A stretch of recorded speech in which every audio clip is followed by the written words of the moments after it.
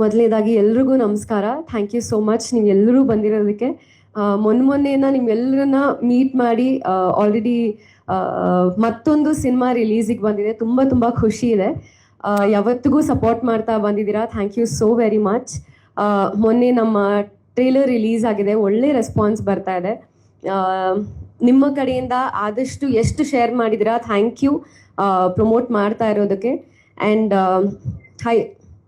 ಹಯಗ್ರೀವ ನಮ್ಮ ಎಲ್ಲರ ಕನಸು. ಅಫ್ಕೋರ್ಸ್ ಇದೆಲ್ಲ ಸ್ಟಾರ್ಟ್ ಆಗಿದ್ದು ನಮ್ಮ ಪ್ರೊಡ್ಯೂಸರ್ ಮಂಜು ಸರಿಂದ. ಅವರ ಸಿನಿಮಾ ಮೇಲಿರೋ ಪ್ಯಾಷನ್ನಿಂದ, ಅವ್ರಿಗೆ ಸಿನಿಮಾ ಮೇಲಿರೋ ಪ್ರೀತಿಯಿಂದ. ಸೊ ಅವ್ರ ಕಡೆಯಿಂದನೇ ನನಗೂ ಅಫ್ಕೋರ್ಸ್ ಅಪರ್ಚುನಿಟಿ ಸಿಕ್ಕಿದ್ದು. Thank you sir. KVC ಬ್ಯಾನರಿಂದ ಐಶ್ವರ್ಯ ಆಗಿ ಅಭಿನಯಿಸಿದ್ದು ನನಗೆ ತುಂಬ ತುಂಬ ಖುಷಿ ಇದೆ.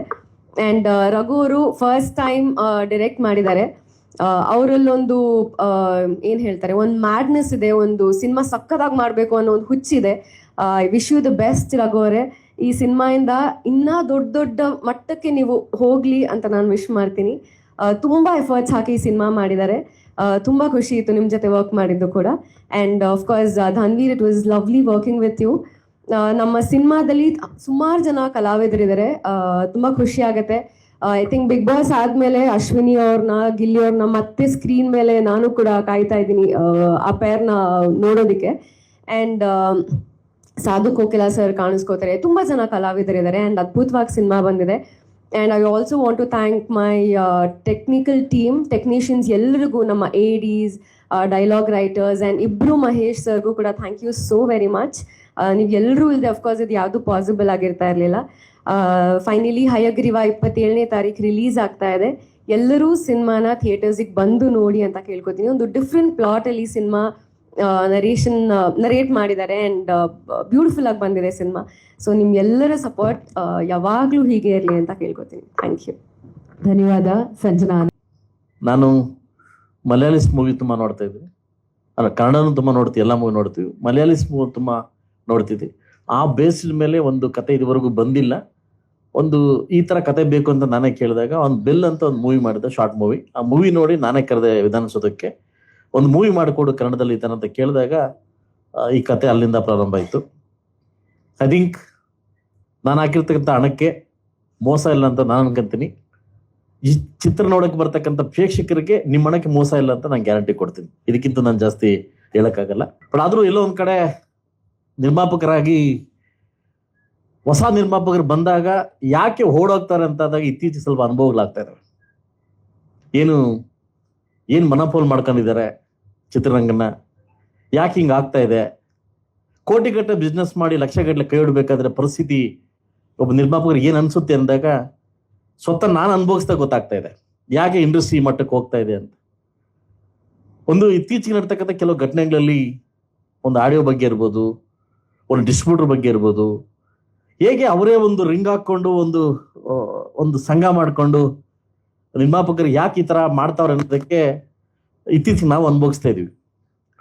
ಯಾಕೆ ಚಿತ್ರರಂಗ ಬ್ಯಾಕ್ ಹೊಡಿತಾ ಇದೆ? ಏನಕ್ಕೆ ಬ್ಯಾಕ್ ಹೊಡಿತಾ ಇದೆ? ಯಾಕೆ ಚಿತ್ರರಂಗದಲ್ಲಿ ನಿರ್ಮಾಪಕರು ಮುಂದೆ ಬರ್ತಾ ಇಲ್ಲ? ಪ್ಯಾಷನ್ ಇರ್ತಕ್ಕಂಥ ವ್ಯಕ್ತಿಗಳು ಒಂದು ಯಾವುದೇ ಒಂದು ಬಿಸ್ನೆಸ್ ಮಾಡಿದಾಗ ಒಂದು 4 ಕಾಸು ಹಾಕಿದಾಗ 5 ಕಾಸು ಸಿಕ್ಕಿದಾಗ ಇನ್ನು 5 ಮೂವಿ ಮಾಡ್ತಾನೆ. ಅವ್ನು 4 ಕಾಸಾಗಿ 1 ಕಾಸು ಕೈಕೊಂಡಾಗ 4 ಕಾಸು ಕಳ್ಕೊಂಡಾಗ ಯಾಕೆ ಹಿಂದೆ ಹೋಗ್ತಾವ್ರೆ? ನಿರ್ಮಾಪಕರು ಯಾಕೆ ಮನೆಗೆ ಮಾರ್ಕಂತಾವ್ರೆ? ಹಿಂದೆ ನಿರ್ಮಾಪಕರು ಎಲ್ಲ ಆಸ್ತಿ ಮಾರ್ಕಂತಾರೆ ಅಂದಾಗ ಕೆಲವು ಘಟನೆಗಳು ಬಂದಾಗ ತುಂಬಾ ಬರೀ ರಾಜಕೀಯದಲ್ಲೂ ಕೂಡ ನಾವು ಡೆಲ್ಲಿವರೆನ ಆಡೋದಾಗಿದೆ. ಈ ಚಿತ್ರರಂಗದಲ್ಲೂ ನಾರ್ತ್ ಕರ್ನಾಟಕ ಬಂದು, ನಾರ್ತ್ ಇಂಡಿಯಾವ್ರು ಬಂದು ನಮ್ಮ ಆಡೋ ಮಟ್ಟಕ್ಕೆ ಬಂದ್ಬಿಟ್ಟಿದ್ದಾರೆ. ಒಂದು ಮನೋಪೋಲ್. ಇವತ್ತು ನೀವು ನೋಡ್ತಿದ್ರಿ, ಹಿಂದೆ ರಾಜ್ಕುಮಾರ್ ಶಂಕರ್ನಗರ್ ಇದ್ದಾಗ ಥಿಯೇಟ್ರಿಕಲ್ ಬಿಸ್ನೆಸ್ ನಂಬ್ಕೊಂತ ಇದೀವಿ. ಇವತ್ತು ಥಿಯೇಟ್ರಿಕಲ್ಲಿ ಎಷ್ಟೋ ಥಿಯೇಟರ್ಸ್ ಓನರ್ಸು ಅವ್ರು ಮುಚ್ತಾ ಇದ್ದಾರೆ. ಯಾವ ಮಟ್ಟಕ್ಕೆ ಇನ್ನು ಹೋಗ್ತಾ ಇರುತ್ತೆ. ಥಿಯೇಟರ್ಸ್ ಇನ್ನೂ ಕಡಿಮೆ ಆಗ್ತವೆ. ಯಾಕೆಂದ್ರೆ ಬಿಸ್ನೆಸ್ ಇಲ್ಲ. ಇದೇನಾಗಿದೆ, ಇಡೀ ಚಿತ್ರರಂಗವನ್ನ ಮನೋಪಾಲ್ ಮಾಡ್ಕೊಂಡ್ಬಿಟ್ಟಿದ್ದಾರೆ. ಇತ್ತೀಚೆಗೆ ಕೆಲವು ಏನು ನಡೆದ ಘಟನೆಗಳಲ್ಲಿ ನಾನು ಹೇಳ್ತಾ ಇರೋದು ಏನಂತಂದ್ರೆ, ಚಿತ್ರರಂಗ ಮೇಲಕ್ಕೆ ಬರ್ಬೇಕಾದ್ರೆ ಫಸ್ಟು ನಮ್ಮ ಥಿಯೇಟರ್ ಓನರ್ಸ್ ಬದುಕಬೇಕು. ಇವತ್ತು ಅವ್ರು ಬದುಕೋ ಪರಿಸ್ಥಿತಿ ಇಲ್ಲ. ಯಾಕೆ ಅಂತಂದ್ರೆ ಕೆಲವು ವಿದ್ಯಮಾನಗಳಿಂದ ಇಲ್ಲ. ಸೊ ಅದರಿಂದ ಎಲ್ಲಾ ಪ್ರೇಕ್ಷಕರಿಗೂ, ನನ್ನ ಕರ್ನಾಟಕ ಜನತೆಗೆ ಒಂದು ಮಾತು ಹೇಳ್ತೀನಿ. ನಾನೊಬ್ಬ ರಾಜಕೀಯ ವ್ಯಕ್ತಿ, ಒಬ್ಬ ಉದ್ಯಮಿ. ಈ ಚಿತ್ರರಂಗದಲ್ಲಿ ಕೂಡ ಒಬ್ಬ ಪ್ಯಾಷನ್ ಇರ್ತಕ್ಕಂಥ ವ್ಯಕ್ತಿ ಚಿತ್ರರಂಗ ಬಂದಿದ್ದೀನಿ. ನಮ್ಮಂತವ್ರನ್ನ ಬೆಳೆಸಿದ್ರೆ ಖಂಡಿತ 10 ಮೂವಿ ಮಾಡಬಲ್ವಿ. ನಮ್ಮಂತ ನೀವು ಓಡಿಸಿದ್ರೆ ಖಂಡಿತವಾಗ್ಲೂ ಇಡೀ ಚಿತ್ರರಂಗೆ ಅನ್ಯಾಯ ಆಗುತ್ತೆ ಅಂತ ಒಂದು ಮಾತು ಹೇಳ್ತೀನಿ. ಇದೇನಂತಂದ್ರೆ ಇದು ಪ್ಯಾನ್ಸ್ ವಾರ್ ಇರ್ಬೋದು.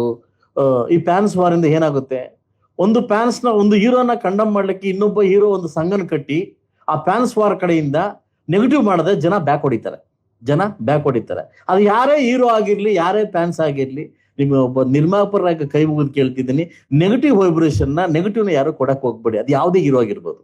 ಚಿತ್ರರಂಗನ ಬೆಳೆಸ್ಬೇಕಾದ್ರೆ ದಯವಿಟ್ಟು ನಿಮ್ಮ ಕೈಲಾದಷ್ಟು ಸಹಾಯ ಮಾಡಿ ಹೊರತು ನೆಗೆಟಿವಿಟಿನ ಮಾಡಕ್ ಹೋಗ್ಬೇಡಿ.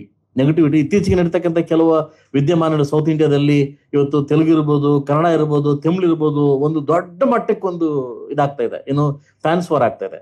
ಇದು ನೆಕ್ಸ್ಟ್ ಬರ್ತಕ್ಕಂಥ ಅಧಿವೇಶನದಲ್ಲಿ ನಾನೇ ಒಂದು ಪ್ರೈವೇಟ್ ಬಿಲ್ ನ ಪ್ರೈವೇಟ್ ಬಿಲ್ ನ ಪಾಸ್ ಮಾಡ್ತಾ ಇದ್ದೆ. ಯಾಕಂದ್ರೆ ಯಾರೋ ನೆಗೆಟಿವಿಟಿ ಹೊಡಲಿಕ್ಕೆ ಅವಕಾಶ ಕೊಡಬಾರದು ಅನ್ನೋ ಕಾರಣಕ್ಕೋಸ್ಕರವಾಗಿ ಒಂದು ಪ್ರೈವೇಟ್ ಬಿಲ್ ನ ಪಾಸ್ ಮಾಡ್ಬೇಕಂತ ತೀರ್ಮಾನ ಆಗಿದ್ವಿ.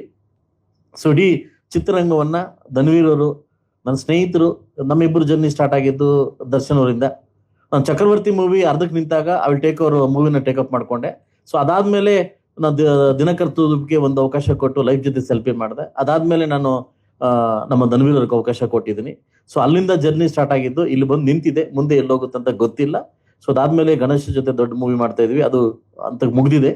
ಅದಾದ್ಮೇಲೆ ಸಂಜನಾ ಅವ್ರ ಬಗ್ಗೆ ಹೇಳಂಗಿಲ್ಲ, ನಮ್ಮ ಸಲಗಾ ಸಂಜನಾ ಅಂತ ಹೆಸರಾಗಿದೆ. ಇದಾದ್ಮೇಲೆ ನಮ್ಮ ರಘು ಅವರು ಊರು ಬಿಟ್ಟು ಬಂದು ಇಂಜಿನಿಯರ್ ಮಾಡಿ ಕೆಲಸ ಇಲ್ಲದೆ ರೂಮ್ ಹಾಕೊಂಡು ಕತೆ ಬರೀತಾ ಇದ್ ನನಗೆ ಅನಿಸ್ತು. ಈ ತರ ಅವರು ಎಷ್ಟೋ ಲಕ್ಷಾಂತರ ಜನ ಕಾಯ್ತಾ ಇದ್ದಾರೆ ಕನ್ನಡ. ನನ್ನ ಮನೆಗೆ ನಾನು ಆಫೀಸ್ ಬಂದಾಗ ಫಸ್ಟ್ ನಾನು ಕೇಳೋದು, ನೀನು ಊಟ ಮಾಡು. ನಾನು ಫಸ್ಟ್ ಕೇಳೋದು, ನಿನ್ ಇನ್ಕಮ್ ಏನ್, ನಿನ್ ಮಂತ್ಲಿ ಇನ್ಕಮ್ ಏನ್, ನೀನ್ ಏನ್ ಮಾಡ್ತಿದ್ಯಾ, ಮೂವಿ ಫಸ್ಟ್ ಆಚೆ ಹೋಗು, ಯಾವ್ದನ್ನ ಕೆಲಸ ಮಾಡ್ಕೊಳ್ಳೋ, ಮೂವಿ ಮಾಡ್ಕೊಳ್ಳೋ. ಈಗ ಸಾವಿರಾರು ಜನ ಈ ತರ ವ್ಯಕ್ತಿಗಳು ಕೆಲಸ ಮಾಡ್ತಾ ಇದಾರೆ. ಇವನೊಬ್ಬ ಗೆದ್ರೆ ಲಕ್ಷಾಂತರ ಜನ ಗೆದ್ದಂಗೆ, ಲಕ್ಷಾಂತರ ಸಾವಿರಾರು ಜನಕ್ಕೆ ಆಚೆ ಒಂದು ಅವಕಾಶ ಬರುತ್ತೆ ಅನ್ನೋ ಕಾರಣಕ್ಕೋಸ್ಕರವಾಗಿ ಈ ಮೂವಿನ ಕೊಟ್ಟಿದ್ದೀನಿ.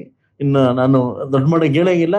ಸೊ ನಾನು ಮೂವಿ ನೋಡಿದ್ದೀನಿ, ನನ್ನ ಪ್ರೊಡ್ಯೂಸರ್ ಕಾಪಿ ನೋಡಿದ್ದೀನಿ. I am happy. ನನ್ನ ಕಣ್ಣಲ್ಲಿ ನೀರು ಬಂತ ಹೊತ್ತು ಕನ್ನಡದಲ್ಲಿ ದ ಫಸ್ಟ್ ಮೂವಿ ಈ ತರ ಮಾಡ್ತೀನಿ ಅಂತ ಒಂದು ಹ್ಯಾಪಿ ಆಯ್ತು. ಇಡೀ ಚಿತ್ರರಂಗಕ್ಕೆ, ಇಡೀ ಪ್ರೇಕ್ಷೆಗೆ ಹೇಳ್ತೀನಿ, ನೀವು ಕೊಡ್ತಕ್ಕಂಥ ಟಿಕೆಟ್ ಹಣಕ್ಕೆ ಖಂಡಿತವಾಗ್ಲೂ ಮೋಸ ಇಲ್ಲ, ಇದಕ್ಕೆ ನಾನು ಗ್ಯಾರಂಟಿ ಕೊಡ್ತೀನಿ ಅಂತ ಹೇಳ್ತಾ, ಇಡೀ ಮಾಧ್ಯಮದವ್ರಿಗೂ, ಈ ಪ್ರತ್ಯಕ್ಷವಾಗಿ ಪರೋಕ್ಷವಾಗಿ ನನ್ನ ಚಿತ್ರಕ್ಕೆ ಕೆಲಸ ಮಾಡ್ತಕ್ಕಂಥ ಎಲ್ಲ ನನ್ನ ಫ್ಯಾಮಿಲಿ ಅಂದ್ರೆ ಮುಗೀತು. ಎಲ್ಲ ಕ್ಯಾಮ್ರಾಮನ್ ಇಂದ ಹಿಡಿದು ಅಸೋಸಿಯೇಟ್ ಇಂದ ಡೈರೆಕ್ಟರ್ಸ್ ಇಂದ ಎಲ್ಲರಿಗೂ ನಾನು ಇದು ಮಾಡ್ತೀನಿ.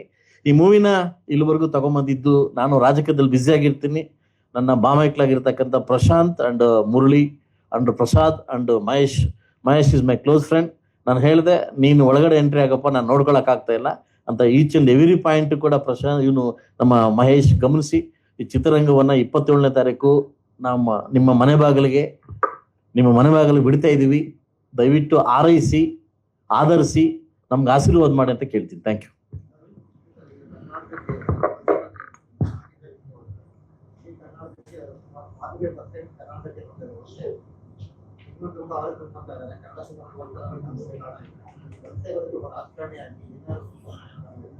ಸರ್, ನಾನು ವೇಟಿಂಗ್ ನಾನು ಮೊನ್ನೆ ಬಿಲ್ ಪಾಸ್ ಮಾಡಿದೆ, ಈ ಬಿಲ್ ಕೊಡ್ತೀವಿ ಅಂತ ಹೇಳಿದ್ದಾರೆ, ಈ ಸೆಷನ್ ಬಿಲ್ ಕೊಡ್ತೀವಿ ಅಂತ ಹೇಳಿದ್ದಾರೆ.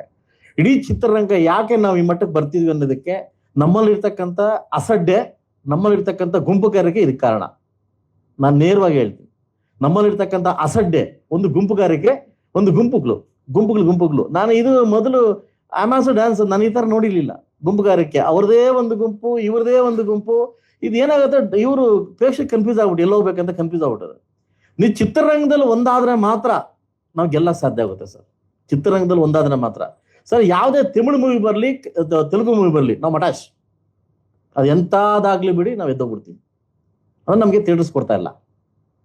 ಎಂತ ಒಳ್ಳೆ ಮೂವಿ ಥಿಯೇಟರ್ ಕೊಡ್ತಾ ಇಲ್ಲ. ಇಲ್ಲ ಯಾಕೆ ಹೇಳಿ?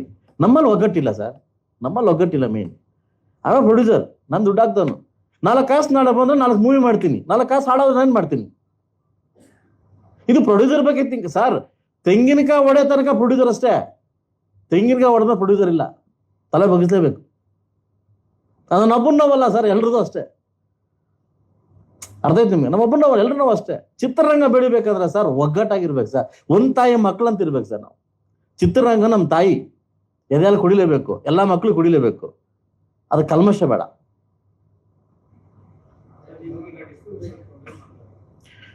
ಸರ್. ಅದು ಬಂದಾಗ ಹೇಳ್ತೀನಿ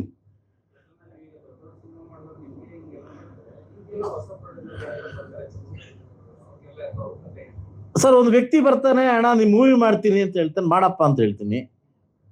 ಓಕೆ, ಅಮಾವಾಸ್ಯೆ ಆದ್ಮೇಲೆ ಸೈನ್ ಮಾಡ್ತೀವಿ ಅಂತ ನಾನು ಟೀಮ್ಗೆ ಹೇಳ್ತೀನಿ. ಅಮಾವಾಸ್ಯೆ ಮೇಲೆ ಸೈನ್ ಮಾಡ್ಕೊಡ್ತೀನಿ. ಅಮಾವಾಸ್ಯೆ ಇದೆ, ಇದು ಅಮಾವಾಸ್ಯೆ ಇದೆ, ಅದು ನಮ್ಮ ಶಿವರಾತ್ರಿ ಆದ್ಮೇಲೆ ಮಾಡ್ಕೊಡ್ತೀವಿ ಅಂತ ಹೇಳ್ತಾರೆ. ಒಂದು ನಂಬರ್ ಫಿಕ್ಸ್ ಆಗುತ್ತೆ. ನಂಬರ್ ಫಿಕ್ಸ್ ಆದ್ಮೇಲೆ ಅವ್ರು ಫೋನ್ ಮಾಡಿ ಹೇಳ್ತಾರೆ, ನಂಗೆ ಯೂಗೋ ಹರ್ಟ್ ಆಗಿದೆ, ನಾನು ತಗೊಳಲ್ಲ. ಎಷ್ಟು? ಒಂದು ಯೂಗೋ ಹರ್ಟ್ ಆಗಿದೆ ನನಗೆ ಬೇಡ. ನಾನು ಆ ಮನೆ ಬಗ್ಗೆ ಹೋಗ್ಲೇ ಇಲ್ಲ, ಅವನೇ ಬಂದಿದ್ದು. ಇನ್ನೊಬ್ಬ ವ್ಯಕ್ತಿ ಬರ್ತಾರೆ, ಇನ್ನೊಂದು ಫಿಗರ್ ಹೇಳಿ. ಅದೇನಾಗುತ್ತೆ, ಅವ್ರದೊಂದು ರಿಂಗ್ ಆಗ್ಬಿಟ್ಟು ನಾನು ಇಷ್ಟು ಕೇಳ್ತೀನಿ, ಇಷ್ಟು ಕೇಳು, ನೀ ಇಷ್ಟು ಕೇಳ್ತೀನಿ, ಇಷ್ಟು ಕೇಳು, ಅಲ್ಲೇ ಓಡ್ತಿದೆ ರಿಂಗು.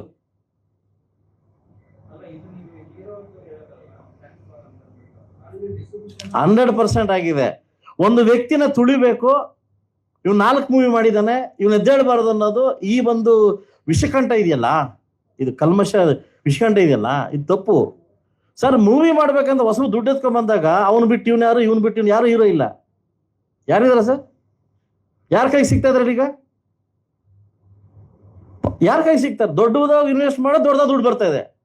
ಆಗ ನಿಮ್ ಇಂಡಸ್ಟ್ರಿಗೆ ದೊಡ್ಡವರೇ ಬೇಕಂಗಾರೆ, 100 ಕೋಟಿನೇ ಬೇಕಂಗಾರೆ. ಈಗ ಹಳೆ ಮೂವೀಸ್ ಗೆದ್ದಿಲ್ವಾ?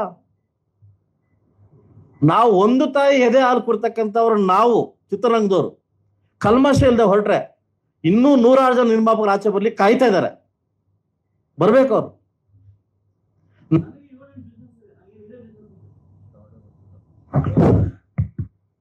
ನನಗೆ 7 ಬಿಸ್ನೆಸ್, ಇದೇ ಬಿಸ್ನೆಸ್ ಅಲ್ಲ. ಅಂದ್ರೆ ಚಿತ್ರರಂಗ ಬೆಳಿಬೇಕು ಅನ್ನೋ ಕಾರಣಕ್ಕೋಸ್ಕರವಾಗಿ ಬಂದಿರ್ತಕ್ಕಂಥ ವ್ಯಕ್ತಿ ನಾವು. ಇದ್ರಲ್ಲಿ ನಾಳೆ ಬರುತ್ತೋ ಬರಲ್ವೋ ಅದು ಮೇಲಕ್ಕೆ ಬಿಟ್ಟಿದ ವಿಷಯ. ಬರ್ಬೇಕಂತ ಮಾಡ್ತೀವಿ. ನಾಳೆ ಬಗ್ಗೆ ಥಿಂಕ್ ಮಾಡೋ ವ್ಯಕ್ತಿ ನಾನಲ್ಲ, ಇವತ್ತಿನ ಬಗ್ಗೆ ಥಿಂಕ್ ಮಾಡೋ ವ್ಯಕ್ತಿ. ಬಡ ಚಿತ್ರರಂಗದಲ್ಲಿ ಈ ಕೆಟ್ಟ ಸಂದೇಶವನ್ನ ಹೋಗ್ಬೇಕು. ಫಸ್ಟ್ ಆಫ್ ಆಲ್ ನಾನು ಪ್ರೇಕ್ಷಕನಾಗಲ್ಲ, ಶಾಸಕನಾಗಿ ಕೇಳ್ತಾ ಇದ್ದೀನಿ ಸರ್. ನಾನು ಬಿಫೋರ್ ಎಲ್ಲ ಮಾಡ್ಕೊಂಡಿದ್ದೀನಿ ಸರ್, ಬಟ್ ನಾನೇನೋ ದೊಡ್ಡ ವ್ಯಕ್ತಿ ಮಾಡ್ಕೊಂಡಿದ್ದೀನಿ ಸರ್. ಚಿಕ್ಕ ವ್ಯಕ್ತಿಗಳು ಏನಾಗಬೇಕಂತ ಪ್ರಶ್ನೆ ಹೇಳೋದು. ನನಗೆ ನೀವು ಕಾಟ ಕೊಟ್ಟವರು ಇನ್ ಚಿಕ್ಕ ಮನೆ ಮಾಟ ಮಾರ್ಕೊಂಡ್ಬಂದು ಸಿನಿಮಾ ಮಾಡ್ಬೇಕಂದ್ರಿಗೆ ಈ ತಕ್ಕ ಉತ್ತರ ಇರಲಿ ನಿಮ್ಗೆ. ಮಾಡಕ್ಕಿಂತ ಮುಂಚೆ ಯೋಚನೆ ಮಾಡಿ. ನೀವು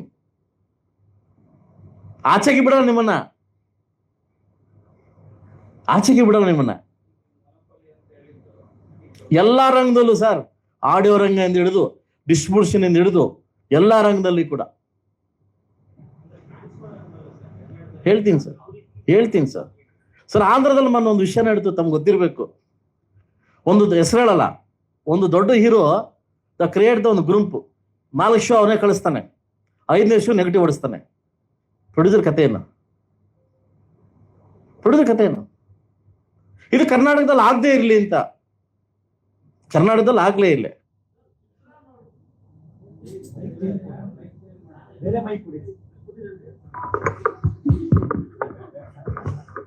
ಅಲ್ಲ ಬಿಲ್ ಕೊಡೋದು ಆತ್ಮ ಮಾಡೋದು ಅಂತ ಸರಿ. ಚಿತ್ರ ನೋಡಿ ರಿವ್ಯೂಸ್ ಕೊಡೋ ದೇವ್ರ ಯಾರೋ ನೀವು, ಯಾರೋ ಮಾಧ್ಯಮ ಮಿತ್ರರು. ಇವನೇ ಸರ್ ಕೊಡಕ್ಕೆ 400 ರೂಪಾಯಿ ಕೊಡ್ಬೋದು. ಇವ್ನ ಮಾತು ಕೇಳ್ಬೇಕು ನಾವು? ಇವ್ನು ನಮ್ಮನ್ನ ಬ್ರಿಡ್ಜ್ ಮಾಡ್ಲಿಕ್ಕೆ, ನಮ್ಮನ್ನ ತಗೊಂಡೋಗ್ಲಿ ಸೇತುವೆ ಯಾರು? ಮಾಧ್ಯಮ ಮಿತ್ರರು. ನೀವು ತರ ರಿವ್ಯೂಸ್ ಕೊಡ್ಬೇಕು. ಅದಕ್ಕಿಂತ ಮುಂಚೆ ಇವ್ನು ಕೊಡಿಸ್ಬಿಡೋದು ರಿವ್ಯೂಸ್. ಯಾಕೆ ಪ್ರೊಡ್ಯೂಸರ್ ಮನ್ನಾಪಡಲ್ಲಿ ಬಂಗಾರ ಇಟ್ಟವನೇ, ಮುತ್ತುಡ್ ಬಂಗಾರ ಇಟ್ಟಲ್ಲಿ ಇವ್ನು ಕೇಳಿ ಮಾಡ್ಬೇಕಿತ್ತ ನಾವು? ಇದಾಗಬಾರ್ದು ಸರ್. ಕುಮಾರ್ ಅಂತ ತಗೊಂಡಿದ್ದಾರೆ, ಬೆಂಗಳೂರು ಕುಮಾರ್ ಅಂತ ತಗೊಂಡಿದ್ದಾರೆ. ಸೊ ಎಲ್ಲ ನಮ್ಮ ಕಡೆ ನಡೆಯುತ್ತೆ. ಜಸ್ಟ್ ಥಿಯೇಟರ್ಸ್ ಮಾತ್ರ ಆ ಕಡೆ ಮಾಡ್ಕೊಂಡಿದೀವಿ.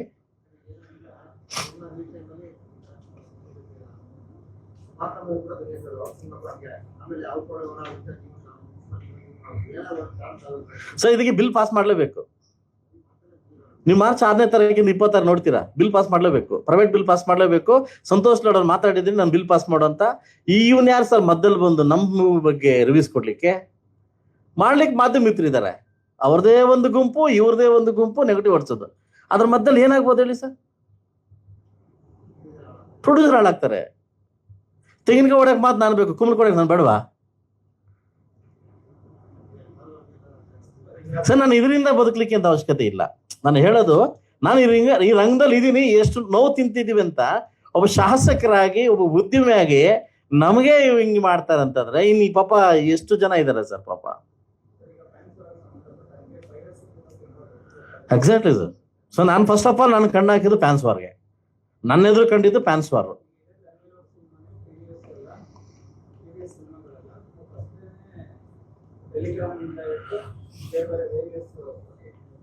ಸರ್ ನಾನು KVT ಅಪ್ಲೈ ಮಾಡಿದ್ದೀನಿ, ನಾನು ಕೋರ್ಟಲ್ಲಿ KVT ಅಪ್ಲೈ ಮಾಡಿದ್ದೀನಿ.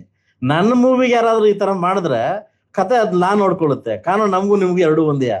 ನಾನು ಇದನ್ನ ನೋಡೇ KVTಗೆ ಅಪ್ಲೈ ಮಾಡಿದ್ದೀನಿ. ನಾನು ಯಾಕೆ ಹೇಳಿ, ಕೋಟಿಗಟ್ಟಲೆ ದುಡ್ಡು ಹಾಕಿರೋದು ನಾನು, ರಿವ್ಯೂಸ್ ಕೊಡೋದು ಅವನು. ಇದೇ ಒಳ್ಳೆ ಕತೆ ಐತಲ್ಲ. ಮಾಧ್ಯಮ ಇದ್ರು ನಿಯತ ಕೊಡ್ತಾರೆ, ಅದನ್ನ ಅಕ್ಸೆಪ್ಟ್ ಮಾಡ್ಕೊಂತೀವಿ. ಯಾಕೆ ಹೇಳಿ, ನೀವು ನಮ್ಮ ದೇವ್ರನ್ನ ಅಕ್ಸೆಪ್ಟ್ ಮಾಡ್ಕೊಂತೀವಿ. ಇವನ್ ಯಾರೋ ಇನ್ನೊಬ್ರು ಗುಂಪು ಕಳಿಸ್ಬಿಟ್ಟು ಇದ್ರ ಬಗ್ಗೆ ನೆಗೆಟಿವ್ ಮಾತಾಡಿದ್ರೆ, ಬಟ್ ಅದನ್ನ ತಗೊಳಕ್ ನಾನೇ ರೆಡಿ ಇದ್ದೀನಿ. ಅದು ನಾನು ಕೋರ್ಟ್ಗೆ ಹೋಗಿದ್ದೀನಿ. ನಾನು ಕೋರ್ಟ್ಗೆ ಹೋಗಿ ವಿತಿನ್ ಎ ಶಾರ್ಟ್ ಇನ್ನೊಂದು ಪ್ರೆಸ್ ಮೀಟ್ ಮಾಡಿ ನಾನು ವಿತಿನ್ ನಮಗೆ 2 days ಮುಂಚೆ ನಾನು ಕಾಪಿ ಕೊಡ್ತೀನಿ ನಿಮಗೆ. ಯಾಕೆ ಹೇಳಿ, ನನ್ನ ಮೂವಿ ಆ ಥರ ಆಗಿ ನಾನು ಬಿಡಲ್ಲ. ತೆಗಿಲಿಕ್ಕೆ ಲೆಟರ್ ಕೊಟ್ಟಿದ್ದೀನಿ ಸರ್. ಉದ್ದೇಶಪೂರ್ವಕವಾಗಿ ಎಥಿಕ್ಲಿ ನೀವು ಕರೆಕ್ಟ್ ಆಗಿದೆ, ಕರೆಕ್ಟ್ ಆಗಿಲ್ಲ ಅಂತಂದ್ರೆ ವಿಲ್ ರಿಸೀವಬಲ್. ಒಳ್ಳೆ ಮೂವಿನ ಕೆಟ್ಟದು ಅಂತ ಪ್ರಯತ್ನ ಮಾಡಿದ್ರೆ ಅದು ನೋಡ್ಲಿಕ್ಕೆ ಹೆಂಗಾಗುತ್ತೆ, ಕೇಳಲಿಕ್ಕೆ ಹೆಂಗಾಗುತ್ತೆ?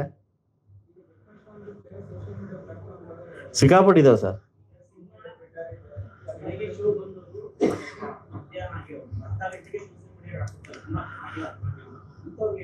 ಸರ್ ಆಗ್ಲೇಬೇಕು ಸರ್, ಯಾಕಂತಂದ್ರೆ ಅದು ಬಿಲ್ ಪಾಸ್ ಮಾಡ್ಲೇಬೇಕು ಸರ್. ಬಿಲ್ ಪಾಸ್ ಮಾಡಿದ್ರೆ ಇದಕ್ಕೆಲ್ಲ ಅವಕಾಶ ಇಲ್ಲ ಸರ್, ಇದಕ್ಕೆಲ್ಲ ಅವಕಾಶ ಇಲ್ಲ. ಕೇರಳದಲ್ಲಿ ಹಾಳಾಗಿದೆ, ಕೇರಳದಲ್ಲಿ ಆಲ್ರೆಡಿ ಇದೆ, ನಮ್ಮ ಕರ್ನಾಟಕದಲ್ಲಿ ಬೇಕಷ್ಟೇ. ನಮ್ಮ ಆಂಧ್ರದಲ್ಲಿ ಕೂಡ ಟ್ರೈ ಮಾಡಿದ್ದಾರೆ, ಆಗ್ತಾ ಇದೆ, ಆಂಧ್ರ ಕೂಡ ಆಗ್ತಾ ಇದೆ. ಇದು ಚಿತ್ರರಂಗ ಬೆಳಿಬೇಕು ಸರ್, ನಾವೆಲ್ಲ ಇರಬೇಕು, ನೀವೆಲ್ಲ ಇರಬೇಕು ಅಂತಂದ್ರೆ ಇದಕ್ಕೊಂದು ಹಾಕ್ಲೇಬೇಕು ಫುಲ್ ಸ್ಟಾಪ್. ನನ್ನ ಬಗ್ಗೆ ಧನ್ವೀರ್ ಬಗ್ಗೆನೋ ಇನ್ನೊಬ್ಬರ ಬಗ್ಗೆನೋ ಮಾತಾಡ್ತಾ ಇಲ್ಲ. ಆ ಪ್ಲೇಸಲ್ಲಿ ಯಾರೇ ಇರ್ಬೋದು, ನಮ್ಮ ಯಶ್ ಇರ್ಬೋದು, ನಮ್ಮ ಸುದೀಪ್ ಇರ್ಬೋದು, ದರ್ಶನ್ ಇರ್ಬೋದು, ಕೆಲವು ಹೀರೋಗಳು ಇರ್ಬೋದು, ಏನೇ ಇರ್ಬೋದು. ಸೊ ಇದಾಗಬೇಕು ಅನ್ನೋದು ನಾನು ನಿಮ್ಮ ಮುಖಾಂತರವಾಗಿ ಕೇಳ್ಕೊಳ್ತಕ್ಕಂಥ ಒಂದು ಮನವಿ ಅಷ್ಟೇ. ಇದು ಅದು ಮುಂದೆ ನಾವು ಶಾಸಕನಾಗಿ ಸರ್ಕಾರದಲ್ಲಿ ಏನ್ ಮಾಡ್ಬೇಕು ಅದು ನಾನು ಮಾರ್ಚ್ 6ನೇ ತಾರೀಕು ನಾನು ಸೆಷನ್ ಹಾಕೊಂಡಿದ್ದೀನಿ, ಅದು ನಾನು ಮಾಡ್ತೀನಿ sir. Thank you. Thank you. ಈಗ ನಮ್ಮ ಹೀರೋ ಮಾತಾಡಬೇಕು, ರಣವೀರ್ ಗೌಡರವರು. ಮೊದಲನೇದಾಗಿ ಎಲ್ರಿಗೂ ನಮಸ್ಕಾರ. ತಡವಾಗಿದ್ದಲ್ಲಿ ಕ್ಷಮೆ ಇರಲಿ. ಮೊದಲನೇ ಚಿತ್ರದಿಂದನೂ ಇಲ್ಲಿವರೆಗೂ ನೀವು ತೋರಿಸ್ತಾ ಬರ್ತಿರುವಂಥ ಪ್ರೀತಿ, ಪ್ರೋತ್ಸಾಹ, ಆಶೀರ್ವಾದ, ಇದು ಹಯಗ್ರೀವ ನನ್ನ 5ನೇ ಚಿತ್ರ.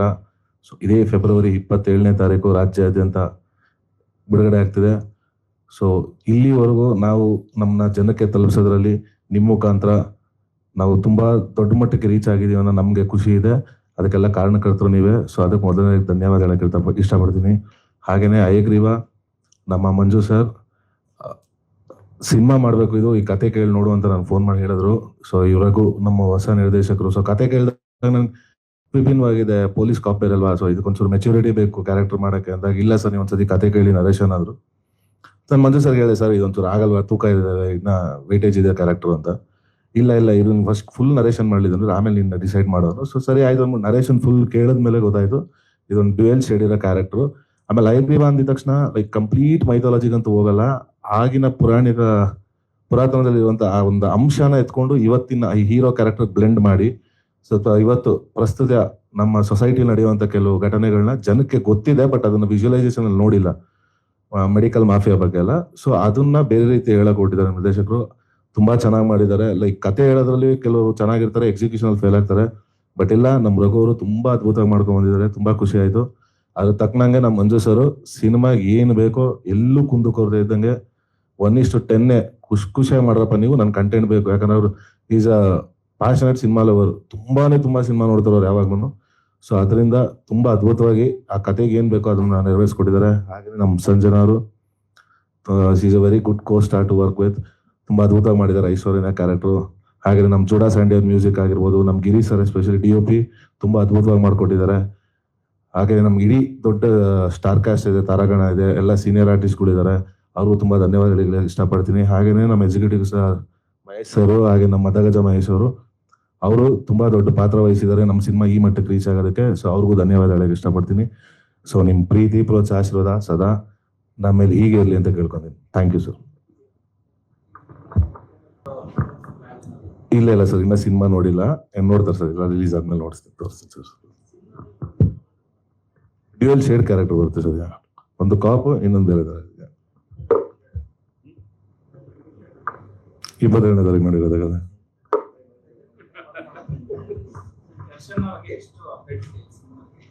ಇಲ್ಲ ಸರ್, ಆಕ್ಚುಲಿ ಅಣ್ಣನೇ ಕಳ್ಸಿಕೊಟ್ಟಿದ್ದ ಅಕ್ಕನ, ಹೋಗಿ ನೀವು ಟ್ರೈಲರ್ ರಿಲೀಸ್ ಮಾಡ್ಕೊಟ್ಪ ಅಂತ. ಯಾಕಂದ್ರೆ ಪ್ರತಿ ಒಂದು ಸಿನಿಮಾಗೂ ಯಾವ್ದಾದ್ರು ಒಂದು ರೂಪದಲ್ಲಿ ನನ್ಗೆ ಯಾವ್ದಾದ್ರು ಒಂದು ಇದ್ ಮಾಡ್ಕೊಡ್ತಾ ಇದ್ರು ದರ್ಶನ. ಸೊ ಹೋಗಿ ಹೇಳಿದಾಗ ಅಣ್ಣವ್ರೇನ ಅಕ್ಕನಿಗೆ ಹೇಳಿದ್, ಹೋಗಿ ನೀನ್ ಮಾಡ್ಕೊಟ್ಬಾ ಅಂತ. ಅದಕ್ಕೆ ಅಕ್ಕ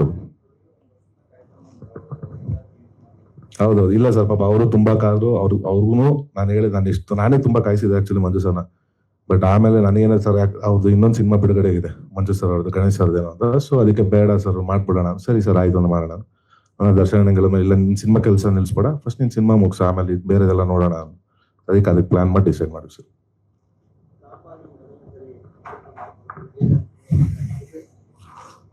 ಅನ್ಸುತ್ತೆ ಸರ್, ಅದೇ ಕೆಲವು ಸತಿ ಅನ್ಕೋತಾ ಇರ್ತೀವಿ, ಯಾಕೆ ಹಿಂಗ್ ಆಡ್ತಾರೆ ಪೊಲೀಸರು ಅಂತ. ಬಟ್ ಅವಾಗ ಗೊತ್ತಾಯ್ತು ಒಂದ್ಸತಿ ಯೂನಿಫಾರ್ಮ್ ಹಾಕಿದ್ರೆ ಗೊತ್ತಾಗ, ಆಮೇಲೆ ಆಟೋಮೆಟಿಕ್ ತುಂಬಾ ಚೆನ್ನಾಗಿದೆ ಸರ್. ಅಂದ್ರೆ ಕಂಪ್ಲೀಟ್ ಇಡೀ ಸಿನಿಮಾ ನಾನು ಕಾಪ್ಟರ್ಸ್ ಹಾಕಿರಲ್ಲ, ಎಲ್ಲೋ ಒಂದು 5-6 ಸೀನ್ಸ್ ಅಲ್ಲಿ ಮಾತ್ರ ಕಾಪ್ಟರ್ಸ್ ಬರ್ತೀನಿ ಅಷ್ಟೇ.